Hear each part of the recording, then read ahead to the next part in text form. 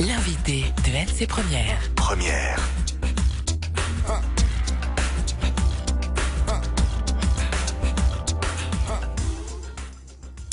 André Fabre, bonjour. Bonjour. Merci d'être l'invité d'NC Première ce matin. Certes, plusieurs procès sont encore en cours, certains ont délibéré, on y reviendra, mais le président de l'association de défense des victimes de l'amiante que vous êtes ne commence-t-il pas à enfin voir le bout du tunnel dans ce lourd, très lourd dossier de l'amiante en Calédonie?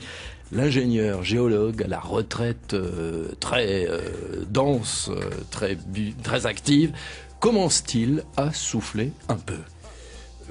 Oui, parce que bon, effectivement, on peut pas nier qu'il y a des progrès, mais pour moi, c'est presque un échec puisque on en arrive à se produire en justice. Alors que moi j'aurais espéré qu'il y ait un peu plus de compréhension et qu'on traite ce problème entre professionnels. Je suis un professionnel de la mine, puis j'habite en Calédonie depuis 45 ans.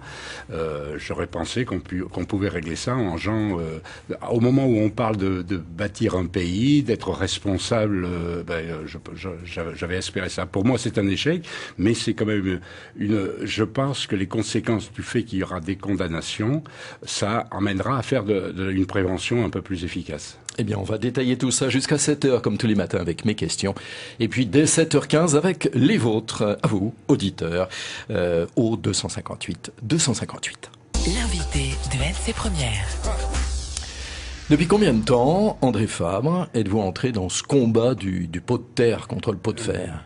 Ça fait une douzaine d'années. Les premières années, les 6 premières années, je me suis consacré à essayer d'entrer en contact avec ce que je pourrais appeler les responsables, autant les pollueurs que les pouvoirs publics qui étaient chargés des problèmes de santé. Et je voyais que ça n'avançait pas. Hein. C'était un contexte que j'ai souvent dénoncé comme étant un contexte d'omerta. On n'arrivait pas. Et alors donc j'ai essayé de faire participer des associations. Ça n'a pas marché non plus, donc j'ai créé cette association en collaboration, qui appartient au réseau de l'Andévin métropolitain.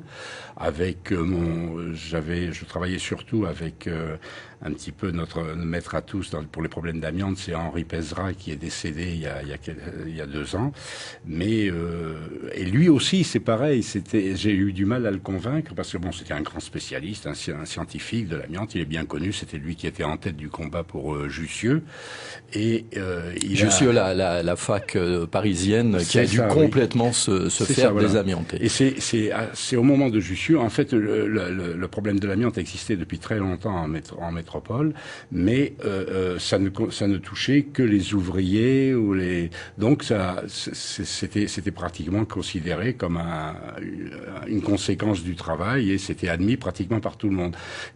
À Jussieu, ça s'est révélé parce que là, ça a touché des professeurs de Jussieu, des intellectuels, comme beaucoup de professeurs. Je vais pas porter de jugement politique, mais ce sont surtout des gens de sensibilité de gauche, et donc ils ont quand même découvert ce problème et ils ont entamé la lutte pour ça.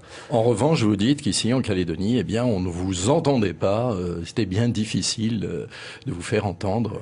Tout à fait. Bon, je sais que certains médias nous ont ouvert la porte, notamment RFO, de temps en temps, la presse écrite, mais ça n'allait pas au-delà j'avais la triste impression que on m'accordait on m'ouvrait les portes de l'info, mais le temps d'un article, et puis qu'après on espérait que je me découragerais, mais en gérant les dossiers de malades, je me suis aperçu qu'effectivement il y avait pas de progrès. Oui, vous parlez, André Fabre, d'un véritable scandale en train d'éclater au grand jour. Ça veut dire qu'il y a des victimes potentielles qu'on va découvrir de jour en jour? Ah oui, bien sûr, oui.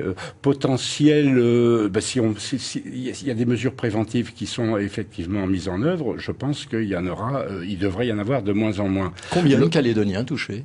Actuellement, tout le monde est touché. Hein. C'est les conséquences, même tous les Calédoniens, non seulement au travail, même dans l'environnement, dans les tribus, tout le monde est touché, mais les conséquences ne sont pas toujours catastrophiques. C'est-à-dire il y en a beaucoup qui ne s'en aperçoivent même pas parce qu'ils ont, comme c'est des maladies qui se déclarent autour de 70 ans, les gens ont des difficultés respiratoires, mais ils se disent bon, ben c'est l'âge, à 70 ans, on peut plus courir un 100 mètres à la même vitesse qu'à 20 ans.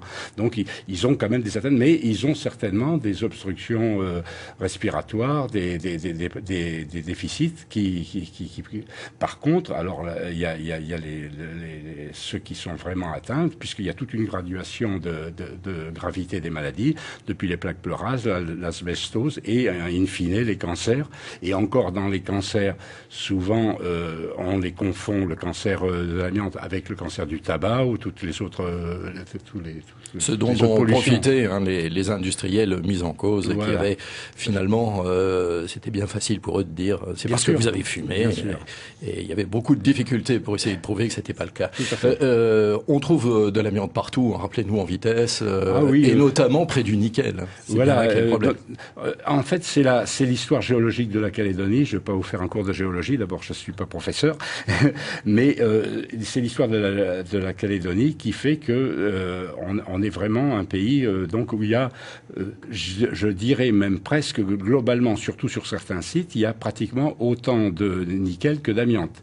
C'est, par exemple, je vois on exploite les mines aux alentours de 2,5% de nickel, et je sais que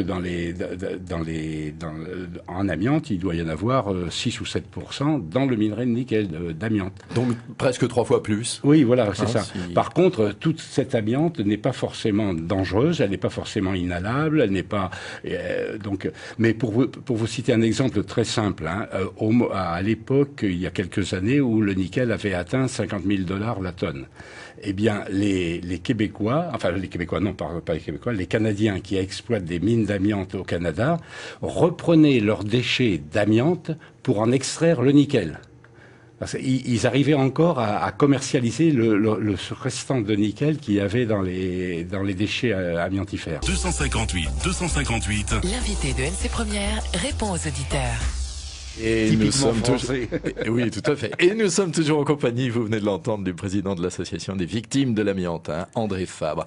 Je vous ai vu réagir il y a quelques instants, André Fabre, quand on parlait dans le journal de ce qui s'est passé, ce qui est arrivé à cet employé de l'inspection du travail. Vous me disiez qu'il s'était passé quasiment la même chose il y a quelques temps à propos d'amiante. Oui, c'est ça. Vous savez que donc il y a eu un moment où on a tenté d'attribuer toutes les pathologies qui sont bien reconnues dues à l'amiante en Nouvelle-Calédonie, et on a imputé ça au revêtement qu'il y avait sur les cases, le revêtement en trémolite, appelé localement le pot, le fameux pot. Voilà.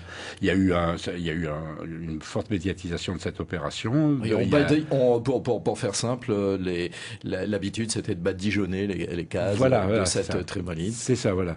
Il y a eu 2 milliards de débloqués, et donc toutes ces cases ont été détruites. Il y a eu un recensement, les cases ont été détruites sans problème, mais comme c'était souvent en brousse, effectivement, ça se faisait pratiquement hors contrôle. Par contre, de temps en temps, la direction du travail a envoyé un inspecteur pour contrôler que ça se fasse dans les normes précises, parce que c'est très très très bien encadré, ce type de désamiantage. Et j'ai eu connaissance du fait qu'un inspecteur du travail donc a été chassé des chantiers parce que lui, il exigeait que ça soit fait dans les normes, et a été chassé. C'est une affaire qui a été en justice et on n'en a jamais entendu parler. Eh bien voilà, chose rétablie.